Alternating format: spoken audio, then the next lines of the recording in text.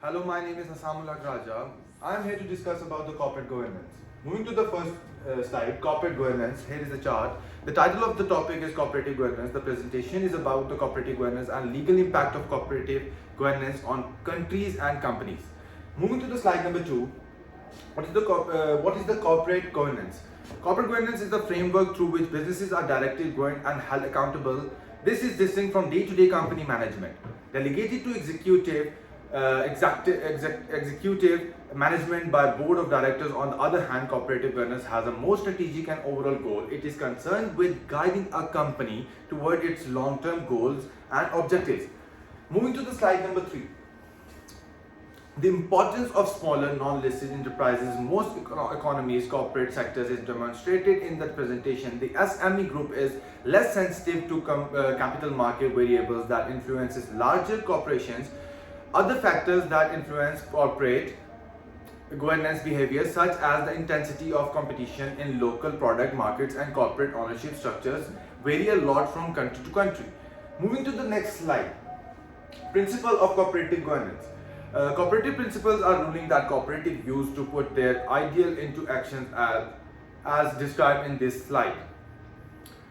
Number 1, membership is open and voluntary. Number 2, democratic control of the House of Representatives. Number 3, members' economic participation. Number 4, self-reliance and autonomy. Number 5, information, education and training. Number 6, cooperative cooperation is this. And number 7, an interest in the community. Cooperatives strive to improve their communities over time by enacting regulations that are agreed upon by the members. Moving to the next slide. Corporate governance apply in the international business ID. The following information is included on the slide. In international business, corporate governance is the process through which commercial corporations are regulated and controlled. OECD specifies the distribution of rights and responsibilities among various participants in the corporation, such as the board of directors, managers, stakeholders, and shareholders. Lays out the rules and procedures for making corporate decisions, necessitates the development of internal process and structures within a firm in order to reduce agency cost between shareholders. What corporate governance means from the bottom line 2021. Effective corporate governance is also critical for societal well-being. Excellent corporate governance, on the other hand, goes beyond the company norms and efforts. In modern organizations such as United States and United Kingdom, one of the most important goals of corporate governance is guarantee that top-level managers' objectives are aligned with the interest of shareholders. Moving to the next slide. Here I am going to discuss the agency relationships in which one party delegates work to another. Who performs that work is the focus of agency theory, which suggests that entrepreneurs, shareholders, and managers should always look for ways to minimize the lost value that arises from the separations of ownership. The agency theory attempts to solve two major problems. The first is the agency dilemma, which occurs when the principals and agent's interests or aim clash, and the principal finds it difficult or costly to verify that the agent performed appropriately. Number 2, a risk-sharing issues arises when the principal and agent have opposing views on risk. Moving to the next slide. Legal issues of corporate governance. The corporate legal theory, these transactions must be distinguished from all others by using a different term such as cooperative acts or mutual ties. As several cooperative laws do, a member who does not engage in joint transactions with the cooperative is not fulfilling its institutional purpose or meeting with members' needs. On the other hand, the law can hardly state the precise extent of the obligation to transact, implying that in principle a sound solution to this problem, which would be to leave cooperative by laws free to regulate the matter, which making it mandatory for them to provide for the minimum extent to which cooperative members are obligated to transact with the cooperative, or at least for the minimum size to which cooperative members are compelled to transact with the cooperative, or at least for the minimum time to which cooperative members are obliged. Now moving to the next slide. country faces issues through corporate governance. In the preceding decades, the frequency of corporate fraud and governance failures that have dotted the global corporate map has resulted in correspondingly vigorously initiatives to enhance corporate governance practices. India's regulatory structure has been liberalized in order to bring it in line with developed countries' corporate governance standards. Even so, stakeholders continue to place high importance on building good governance and assuring the outcomes of such governance procedures. The following are the top 4 concerns influence India's corporate governance practices.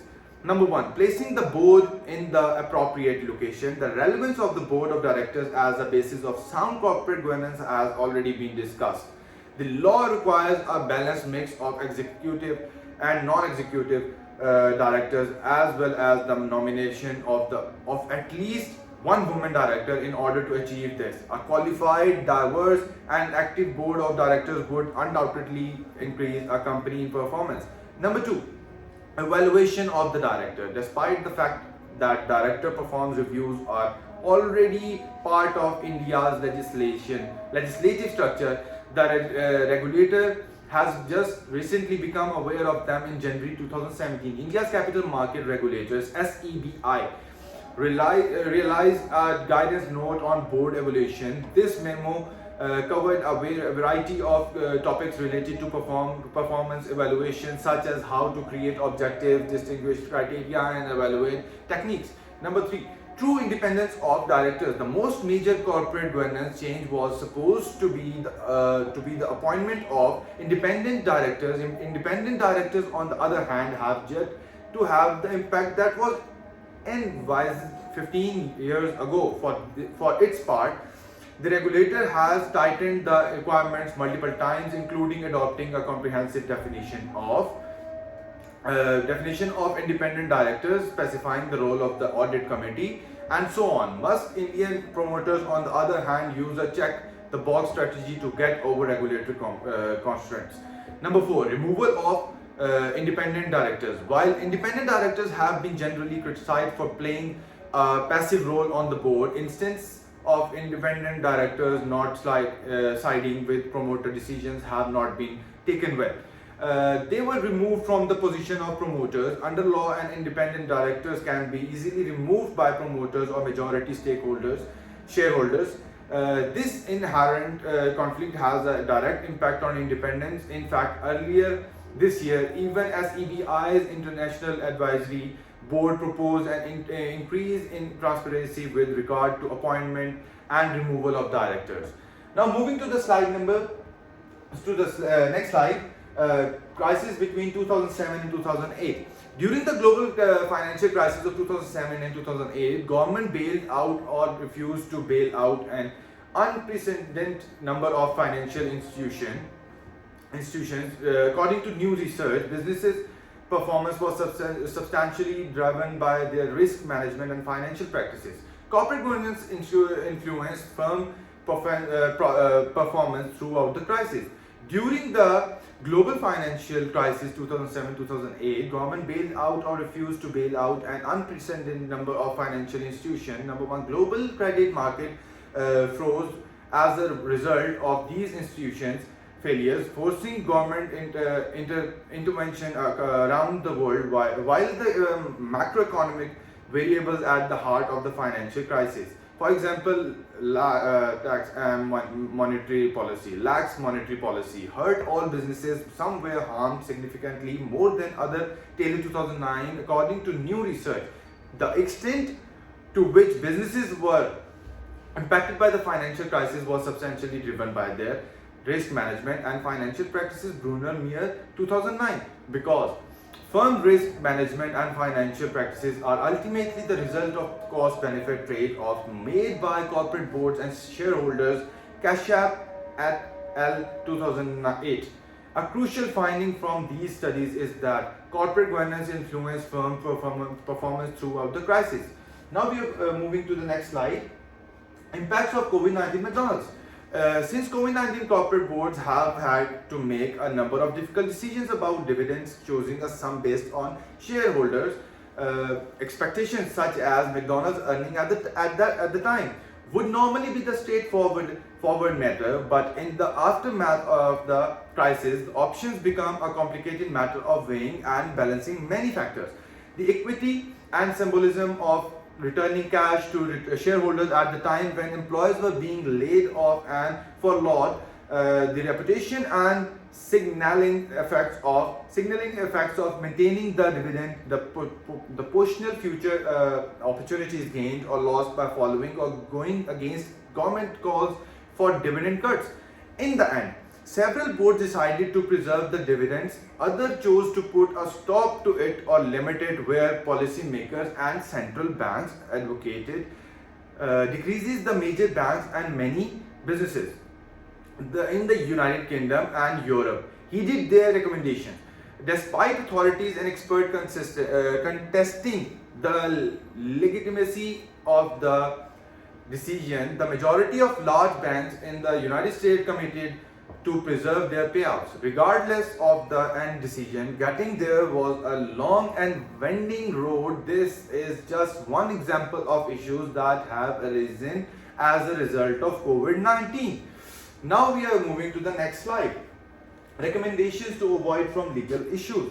Number one, understand the good governance entails more than simply adhering to the rules. Number two, defines the strategic role of the board of directors. Number three, monitor the company's progress closely. Number four, recognize that the CEO is employed by the board of directors. Number five, understand that risk governance is a board responsibility. Number six, ascertain that the directors have all of the information they require. Number seven, create and maintain an effective governance infrastructure. Number eight, choose a competent chairperson. Number nine, create a skill-based bulletin board. Number 10, evaluate the performance of the board of directors and look for ways to improve. Now moving to the next slide. Legal issues for Honda Company. Licensing, patents and trademarks. Number third, employer terminations. Number four, misclassification. And number fifth, shareholders agreement. Now moving to the next slide. Analysis of legal instruments. Different jurisdiction has different rules about who can prepare legal documents. Non-lawyers are allowed to make their own wills and contracts in most states, but they are not allowed to enter the field of legal practice by paying third party to draw sophisticatedly legal instruments on their behalf that secure legal rights. Once a legal instrument has been given validity and legal effect, it is termed completely. Signed a contract, for example, completes the contract after the instrument can be used to prove the presence of such acts or agreements. Instruments were not considered properly executed until they were waxed, sealed or stamped in the past. This requirement made verifications and enforcement easier, but it has since been repealed in most American counties to make contracting easier. Now moving to the next slide, which is my conclusion. The presentation includes that the corporate governance framework should safeguard and facilitate the exercise of shareholder rights. Corporate governance should ensure the firm's strategic directions, effective managerial oversight by the boards, and the board accountability to the company and its shareholders. This paper covers the entire concept of cooperative governance as well as the 2007 and 2008 financial crisis. It also includes a discussion about COVID-19 and McDonald's, which I chose to go into length about owing to its current state of crisis. Honda was also picked as a case study for the influence of corporate governance concerns such as licensing, trademark, and so on, and its legal issues were briefly explored. Last but not the least, I've talked about legal options and dealing with these issues. Now, my next slide is over here is references, and thank you so much.